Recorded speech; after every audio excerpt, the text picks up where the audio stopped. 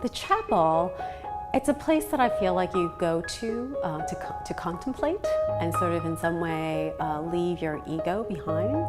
These works allow for that kind of quietness and in getting lost in the layers of materiality and the uniformity.